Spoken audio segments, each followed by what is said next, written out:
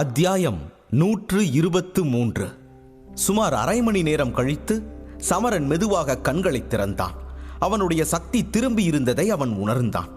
அது அவன் முகத்தில் புன்னகையை வரவழைத்தது. இப்போது மற்றொரு மாத்திரையை உருவாக்கும் முறை என்று நினைத்த சமரன் ஆழ்ந்த மூச்சை இழுத்து விட்டபடி தன் முன் வைக்கப்பட்டிருந்த கொப்பரையை பார்த்துவிட்டு மற்றொரு மருந்தை தயாரிக்க ஆயத்தமானான். மேலும் வருணமித்திரர் சமரனிடம் கூறியது போல சக்தி சேமிப்பு மாத்திரையை நன்றாக தயாரித்த பிறகு சமரனுக்கு இன்னொரு மாத்திரையை தயாரிப்பது அவ்வளவு கடினமாக தெரியவில்லை. ஆனால் இந்த இரண்டாவது மாத்திரையை தயாரிப்பதற்கும் சமரன் நெருப்பை கட்டுப்படுத்த வேண்டியிருந்தது. அதை சிறப்பாக செய்தவுடன் அவனுக்கு முன்னோக்கி செல்லும் வழி மிகவும் எளிதாகிவிட்டது. சமரன் இந்த இரண்டாவது மருந்து, அதாவது பனிக்கட்டி மாத்திரை தயாரிக்கும் முறையைக் கண்டு வருணமித்திரர் மிகவும் மகிழ்ச்சி அடைந்தார். குரு வருணமித்திரர் சமரன் செய்யும் எல்லாவற்றிலும் குறுக்கிடுவது வழக்கம். ஆனால் இம்முறை அவர் சமரனிடம் எதுவும் சொல்லவில்லை. இதிலிருந்து தனது செயல் எவ்வளவு நன்றாக இருந்தது என்பதை சமரனால் யூகிக்க முடிந்தது. சமரனுக்கு மருந்தை முழுமையாக தயார் செய்ய சுமார் 2 மணி நேரம் ஆனது. அதன் பிறகு சமரனின் முகத்தில் அவனது சோர்வு தெளிவாக தெரிந்தது. ஆனால் இந்த சோர்வுக்கு மேலே ஒரு உணர்வு இருந்தது. அதுதான் மகிழ்ச்சி. சமரனின் கண்களில் அவன் சாதித்த மகிழ்ச்சி அப்பட்டமாக தெரிந்தது. இப்போது சமரன் தனது இரு கைகளிலும் ஒரு பச்சை நிற குப்பியை வைத்திருந்தான். அதற்குள் வெள்ளை நிற மாத்திரையும் பச்சை நிற மாத்திரையும் இருந்தது. அவன் குப்பியை அசைக்கும் போதெல்லாம் அதிலிருந்து சத்தம் வந்தது. சமரனின் முகச்சோர்வை கண்ட வருணமித்திரர் குகைக்கு வெளியே எட்டி பார்த்து சிரிக்கத் தொடங்கினார். இந்த பையன் நான் நினைச்சது மாதிரியே இந்த 2 மாத்திரைகளையும் செய்ய அதிக நேரம் எடுத்துக்கிட்டான். ஆனா சமரன் தன்னோட மந்திர ஒளிய பகல்ல உருவாக்கி இருந்தா ஊதா நிற ஒளி பகல்ல அதிக சக்தி வாய்ந்ததா இருக்கிறதால அதை உருவாக்குறதும் அதை கட்டுப்படுத்துறதும் அவனுக்கு ரொம்ப கஷ்டமா இருந்திருக்கும். ஆனா இப்ப அதை உருவாக்குறதுக்கான நேரம் சரியா இருக்கிறதா எனக்கு தோணுது. அதனால இப்ப ஆரம்பிக்கலாம். ஆனா இப்ப என் சந்தேகம் என்னன்னா, சமரனால உடனடியா அதை உருவாக்க தொடங்க முடியுமா? அவன் ரொம்ப சோர்வா இருக்கானே என்று தனக்குள் சொல்லிக்கொண்ட வருணமித்திரர் சமரனை சந்தேகத்துடன் பார்த்தார். ஏனென்றால் அவன் மிகவும் சோர்வடைந்த பிறகு இவ்வளவு ஆபத்தான வேலையை செய்ய ஒப்புக்கொள்வான் என்று அவர் நம்பவில்லை. ஆனால் வருணமித்திரரின் முகத்தை பார்த்த சமரன் தனது களைப்பினால் அவர் சற்று கவலைப்பட்டிருப்பதை புரிந்து கொண்டு தன் நெற்றியை தடவி வருணமித்திரரிடம், கவலைப்படாதீங்க குருவே, நான் ரொம்ப சோர்வா இல்லை. இரவு முழுவதும் விழிச்சிருக்கிறது எல்லாம் எனக்கு பெரிய விஷயமே இல்லை என்றான். அதை கேட்ட வருணமித்திரர் சமரனை பார்த்தார். அவன் அழகாக சிரித்துக் கொண்டிருப்பதை கண்டார். சரி சமரா, அது ரொம்ப நல்லதுதான். சரி, எனக்கு ஒரு விஷயம் சொல்லு. உன்கிட்ட இப்போ எத்தனை வலிமையை அதிகரிக்கும் மாத்திரை இருக்கு என்று கேட்டார்.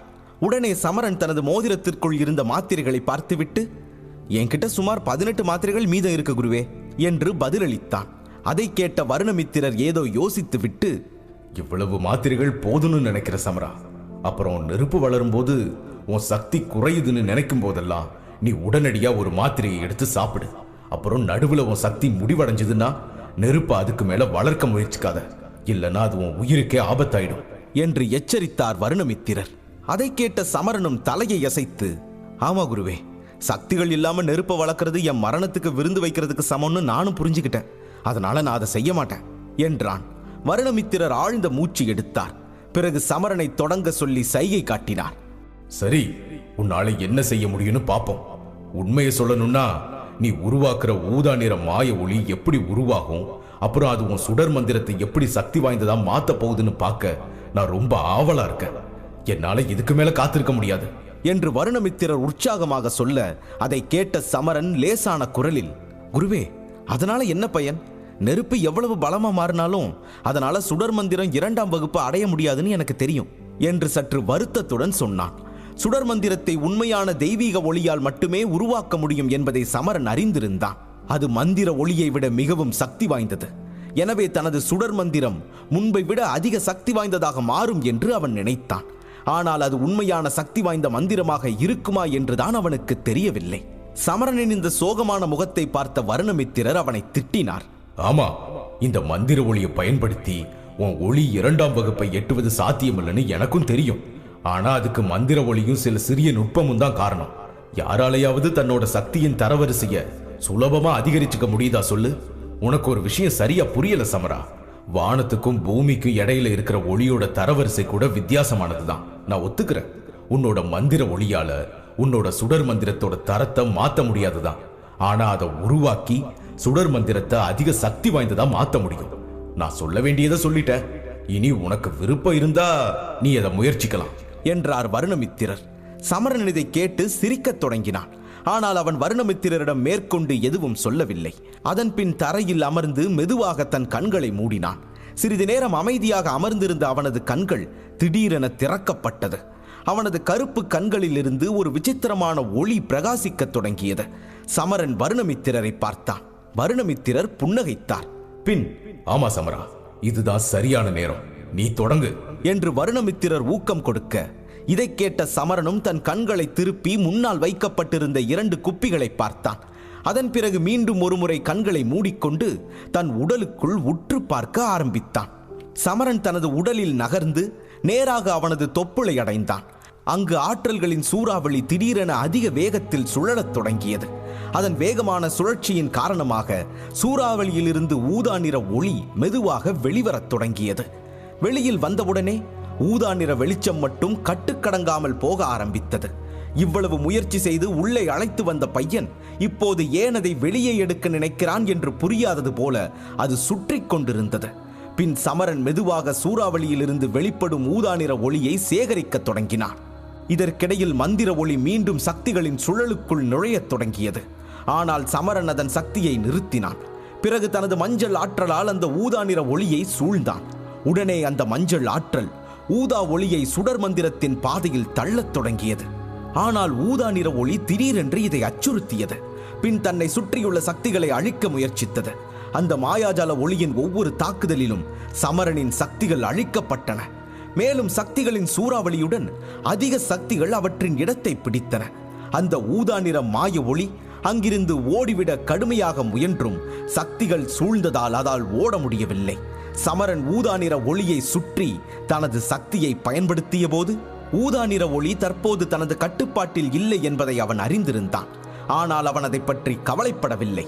மாறாக அவன் தனது முழு கவனத்தையும் ஆற்றலையும் தன்னை படிப்படியாக கவர்ந்த ஊதா நிற ஒளியை உருவாக்குவதில் ஈடுபட்டான். பின் உடலின் ஒவ்வொரு துளை வழியாகவும் அவன் சுடர் மந்திரத்தை நோக்கி நேராக நகரத் தொடங்கினான். சமரனின் சக்திகள் அந்த மந்திர ஒளியை சுடர் மந்திரத்தின் அருகே கொண்டு வரத் தொடங்கியதும் அந்த ஒளி எரியத் தொடங்கியது. இதனால் சமரனின் உடல் திடீரென்று வேகமாக நடுங்கத் தொடங்கியது. வியர்வை அவன் உடம்பில் தண்ணீர் போல வழிய ஆரம்பித்து நேராக கீழே வைக்கப்பட்டிருந்த கல்லில் மோதியதால் அது தெறிக்கும் சத்தம் குகையின் நிசப்தத்தில் எதிரொலித்தது. அடுத்த நொடியே சமரனின் பற்கள் வேகமாக சத்தமிடத் தொடங்கின. அவன் உடலில் கடுமையான வலியை உணர ஆரம்பித்தான். அது இப்போது அவன் முகத்திலும் தெளிவாக தெரிந்தது. சுடர் மந்திரத்தின் அருகே ஊதா நிற ஒளி எட்டிய போது தான் மிகவும் வேதனைப்படுவோம் என்று அவன் முன்பு யோசிக்கவில்லை.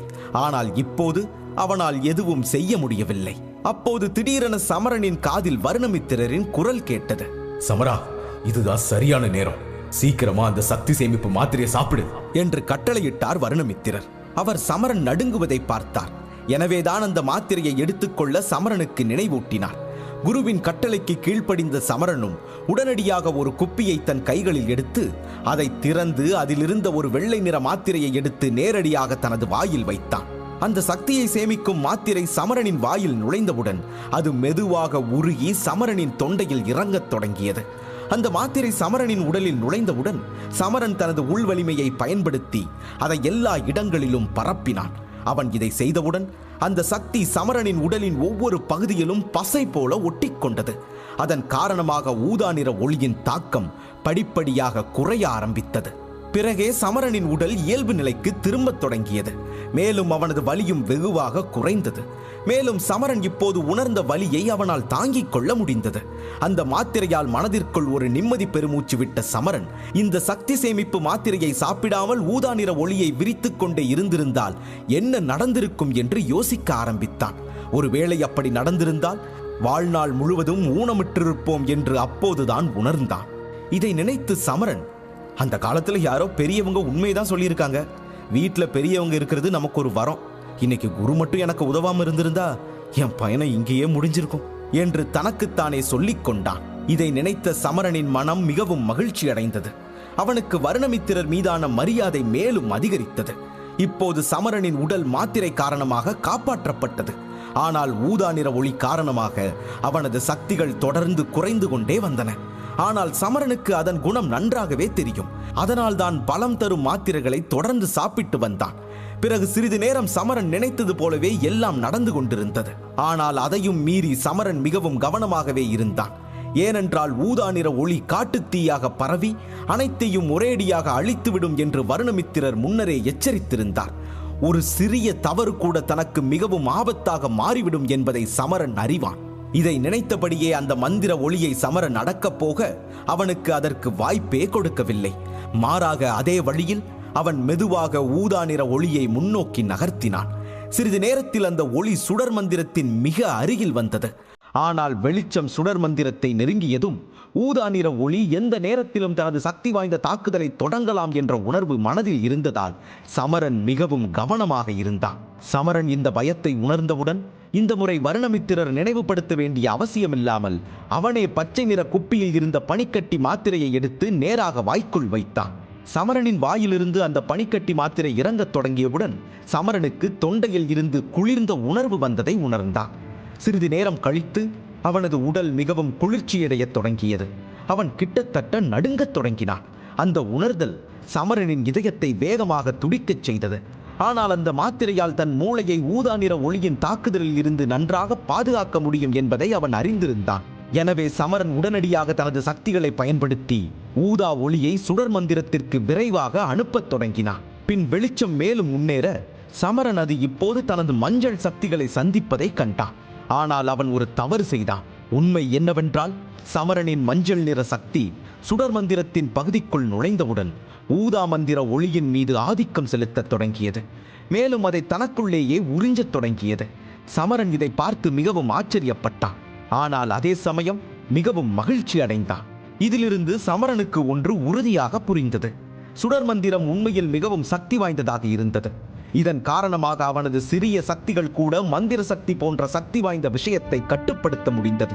பின்னர் மஞ்சள் சக்தியும் ஊதா நிற ஒளியும் முன்னோக்கி நகர்ந்து இறுதியாக சுடர் மந்திரத்தின் முன் வலதுபுறம் சென்றன.